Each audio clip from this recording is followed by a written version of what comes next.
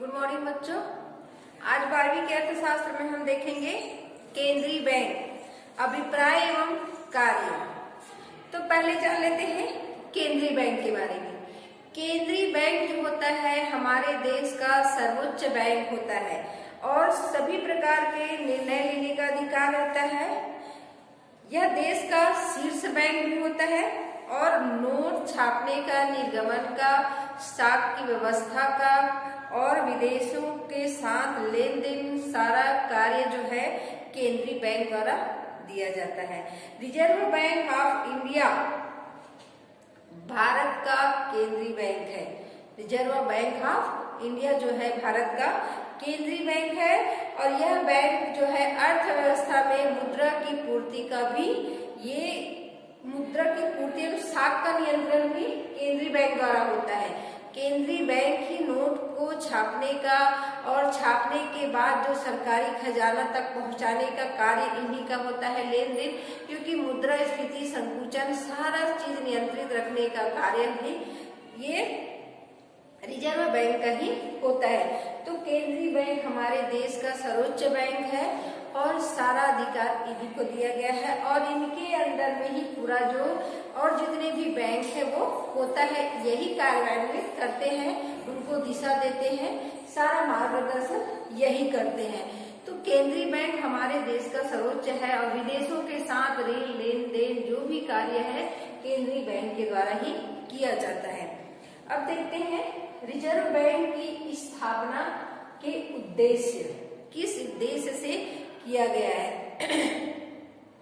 केंद्रीय बैंक तो बहुत कुछ, तो भारतीय रिजर्व बैंक में इसकी स्थापना के बारे में बहुत सोचे कि कब इसकी आवश्यकता पड़ी, क्योंकि बहुत सारे हमको विदेशों से ऋण लेना पड़ता है। जैसे इसमें दिया है रुपए के आंतरिक एवं बाह्य मूल्यों में स्थिरता लाना। मूल्यों जैसे रुपए के मूल्य है तो आंतरिक एवं बाह्य, जिस पर कोई रोक टोक ना हो, जिस पर कोई कशिश ना हो, कसने का कोई साधन ना हो, तो रुपए का लेन देन में बहुत ज्यादा उतार मुद्रास्फीति, मुद्रा संकुचन की स्थिति बनी रहती है। तो ये केंद्रीय बैंक जो है उस पर कसाव रखता है कि मार्केट में कितना जो है रुपए तरल रूप में रहना चाहिए, कितना नहीं, कितना का हमको फिक्स डिपॉजिट अलग रखना पड़ेगा, कितने से हमको उधार लेना है, कितना नहीं लेना है, ये सारा चीज कौन देखता है? रिजर्व बैंक देखता है।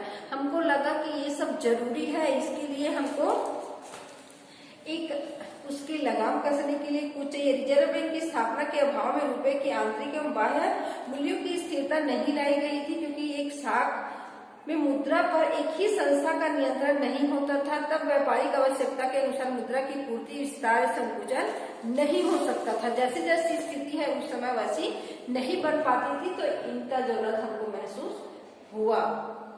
अब दूसरा दिया है सार्वजनिक ऋणों की व्यवस्था करना। सार्वजनिक ऋण क्या है? सरकार को अपने देश के विकास के लिए, अर्थव्यवस्था को आगे बढ़ाने के लिए, लोगों को रोजगार दिलाने के लिए, हमारे देश के में कहाँ कैसे विकास करने के लिए, तो हमको हमारे पास जितनी भी मुद्रा है वो नहीं हो पा रहा है, तो हमको इसको उधार भी लेना पड़ता था।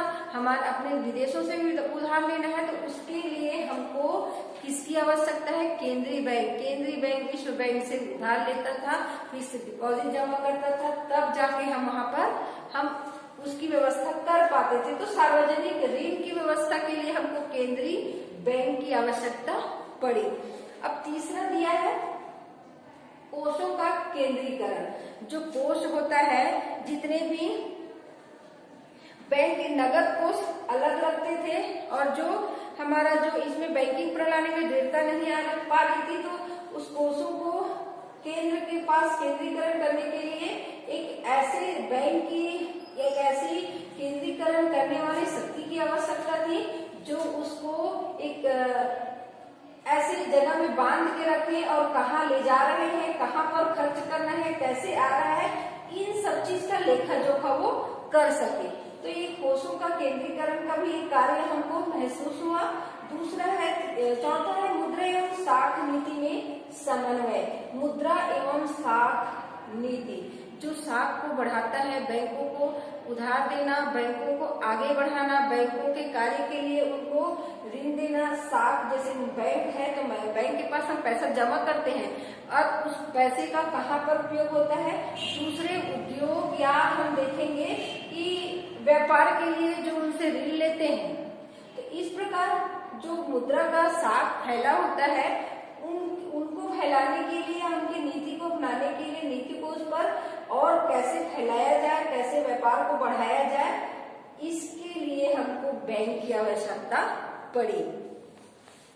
तो रिजर्व बैंक की स्थापना के पूर्व मुद्रा का निर्गमन सरकार द्वारा ही होता था। साख नियंत्रण बैंक द्वारा किया जाता था। इस नियंत्रण को दोहरेपन को समाप्त करने के लिए तथा मुद्रा व साख में उचित समन्वय लाने के लिए रिजर्व बैंक की स्थापना करनी पड़ी। जो मुद्रा छापने का है और निर्गमन करने का जो कार्य है वो उन्हीं रिजर्व बैंक की ही स्थापना के पूर्व जो प्राइवेट जो भी है निर्गमन का कार्य सरकार करती थी, परंतु उसमें कसाव नहीं ला पाती थी। तो इसके लिए हमको एक मजबूत शक्ति की आवश्यकता पड़ी। इसके लिए केंद्रीय बैंक की स्थापना करनी पड़ी।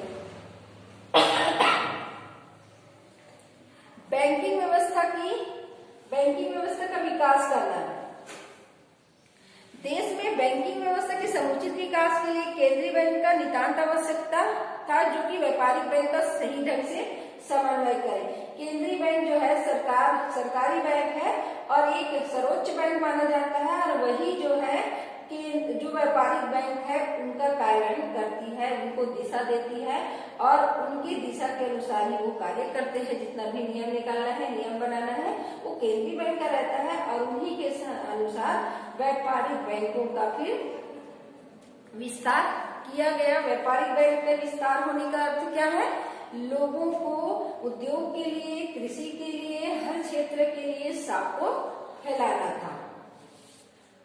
अब देखते हैं मुद्रा बाजार का संगठन। मुद्रा बाजार का संगठन। देश में मुद्रा बाजार असंगठित था। मुद्रा बाजार के विभिन्न क्षेत्रों में किसी प्रकार का समन्वय नहीं था। मुद्रा बाजार को संगठित करने के लिए रिजर्व बैंक की स्थापना की गई है।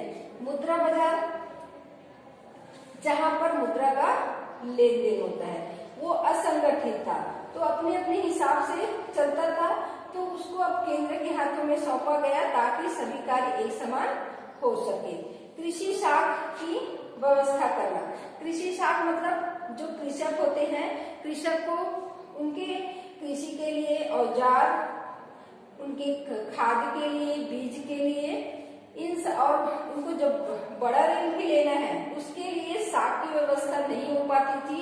तो केंद्रीय बैंक ने भी एक अलग से नियम निकाले उनके लिए। केंद्र सरकार द्वारा भी साख की व्यवस्था की गई। व्यापारिक बैंक द्वारा उनको ऋण मिलता ही है, परंतु केंद्र द्वारा भी उनको ऋण मिलता है जो अलग अलग प्रकार के होता है। किसी को 20 वर्ष के लिए देते हैं, 15 के लिए देते हैं, 15 महीने के लिए भी दिया जाता है। विदेशों के साथ मौद्रिक संबंध। जो विदेशों के साथ होता है मौद्रिक संबंध, मुद्रा का लेन देन, क्योंकि हमको बहुत आवश्यकता पड़ती है अपने देश के विकास के लिए।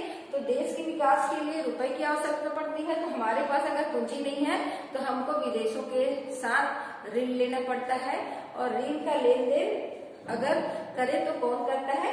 केंद्रीय बैंक करता है। अब देखते हैं हम भारतीय रिजर्व बैंक की वर्तमान व्यवस्था। भारतीय रिजर्व बैंक की वर्तमान व्यवस्था कैसी थी? तो रिजर्व बैंक प्रारंभ में निजी शेयर होल्डरों का बैंक था। इसकी पूंजी 50 करोड़ रुपए थी और 100 रुपए वाले 50 शेयरों के विभाजित थी। किंतु जनवरी सन 1949 को भारत सरकार ने रिजर्व बैंक का राष्ट्रीयकरण कर दिया। निजी शेयर होल्डरों के सभी शेयर का सरकार ने स्वयं खरीद लिए। प्रत्येक 100 रुपए वाले एक शेयर के लिए सरकार ने 118.10 रुपए मूल्य के रूप में दिए। वर्तमान में रिजर्व बैंक की 5 करोड़ रुपए की प्रदत्त पूंजी के अलावा संचित कोष में 150 रुपए का है। तो ये पूंजी की वर्तमान व्यवस्था थी, पर अब इसका रूप बदल गया है। दूसरा देखते हैं प्रबंध कैसा था। वर्तमान में जब ये स्टार्ट हुआ था रिजर्व बैंक। रिजर्व बैंक के सामान्य प्रबंध एवं निर्देशन का कार्य 20 सदस्यों के एक केंद्रीय निदेशक मंडल द्वारा किया जाता था। इसमें एक गवर्नर, 4 डिप्टी गवर्नर, एक वित्त मंत्रालय द्वारा नियुक्त सरकारी अधिकारी, 10 संचालक जो कि भारत सरकार द्वारा मनोनीत किए जाते हैं और 4 संचालक स्थानीय बोर्ड का प्रतिनिधित्व करने के लिए इसमें सरकार द्वारा मनोनीत कर दिए जाते हैं। केंद्रीय बोर्ड के अतिरिक्त 4 स्थानीय बोर्ड भी हैं जिसके मुख्य कार्यालय मुंबई, कोलकाता, चेन्नई और नई दिल्ली में है। गवर्नर रिजर्व बैंक शीर्ष अधिकारी होता है। ये प्रबंध का कार्य देखते थे। 20 सदस्य होते थे, ठीक है, और 20 सदस्य में बटा हुआ था, सबका अलग अलग कार्य। जो शीर्ष गवर्नर जो होते थे रिजर्व बैंक का अधिकारी होता था। अब कार्यालय देखते हैं। भारतीय रिजर्व बैंक का प्रबंध कार्यालय मुंबई में स्थित है, लेकिन अपने कार्य को सुचारू ढंग से चलाने के लिए अपने नई दिल्ली, कोलकाता, चेन्नई, बेंगलोर, अहमदाबाद, नागपुर, कानपुर, हैदराबाद, पटना में अपने स्थानीय कार्यालय भी खोल रखे हैं। केंद्रीय सरकार के अनुमति से रिजर्व बैंक किसी भी स्थान पर अपनी शाखा खोल सकती है। जिन स्थानों पर रिजर्व बैंक की शाखा नहीं है वहां स्टेट बैंक ऑफ इंडिया इसके प्रतिनिधि के रूप में कार्य करता है। जहां पर उनका कार्यालय नहीं है वहां पर स्टेट बैंक जो है उनके प्रतिनिधि के रूप में कार्य करते हैं। रिजर्व बैंक के अब विभाग देखते हैं। निर्गमन विभाग, देश में नोट निर्गमन का कार्य रिजर्व बैंक का नोट निर्गमन विभाग करता है। यह विभाग नासिक प्रेस में छापे गए नोटों का सरकारी खजाना में वितरण करता है। नासिक के जो नासिक प्रेस है वहां पर नोट छपने का कार्य होता है, फिर सरकारी खजाना में उसको भेजा जाता है। दूसरा दिया है कृषि साख विभाग। कृषि साख विभाग का विकास करने के लिए रिजर्व बैंक कृषि संबंधी नीति का निर्माण करता है। कृषि साख की सुविधा देना, अपने रिपोर्ट प्रकाशित करना, मतलब जो नियम है उसको प्रकाशित करना। जो जो अपन नियम निकालते हैं कि कितने प्रकार के हम साख फैला रहे हैं, कितना ऋण किस रूप में हम दे सकते हैं कृषकों को, ये सारी जानकारी कृषकों को देते हैं ताकि जानकारी रहने पर ही वो अपना ऋण के लिए अर्जी कर सकते हैं। तो साख विभाग, कृषि साख विभाग है जो लोगों को ऋण दिलाने का काम करता है। विनिमय नियंत्रण विभाग, इसकी स्थापना सन 1939 में हुई। विदेशी विनिमय अधिनियम सन 1947 में पास हुआ। यह विदेशी विनिमय पर नियंत्रण का कार्य करता है। जो विदेशों के साथ विनिमय होता है, लेन देन होता है, उस पर नियंत्रण का कार्य करते हैं कि उसमें भी एक नियम बना हुआ है, दायरा बना हुआ है, उसके तहत ये कार्य करता है। बैंकिंग विकास विभाग, बैंकिंग विकास विभाग में है। इस विभाग का मुख्य कार्य ग्रामीण बैंकिंग अनुसंधान समिति को की सिफारिश को कार्य के रूप में वर्णित किया गया है।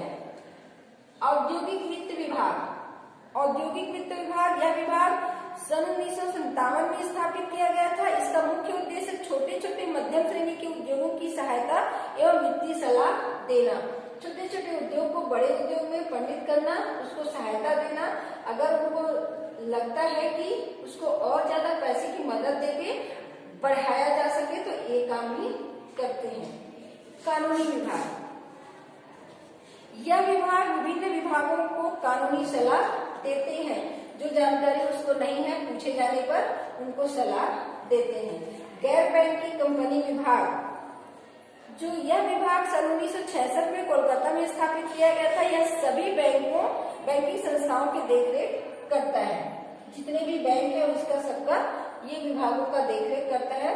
और जो भी अगर इसके उल्लंघन में कार्य करते हैं तो उनको नोटिस दिया जाता है। अगर वो जितना डिपॉजिट उनके पास रहना चाहिए वो नहीं रख पाता है बैंक जो है, और उसके बाद ये कसाव करता है और उसके बाद यही निर्णय लेता है कि वो बैंक आगे चल सकता है या नहीं चल सकता है। अगर उनकी जितना डिपॉजिट उनको रखना चाहिए, जमा करना चाहिए केंद्र के पास, अगर व्यापारिक बैंक नहीं करता है तो उसको बंद करने का भी आदेश देते हैं।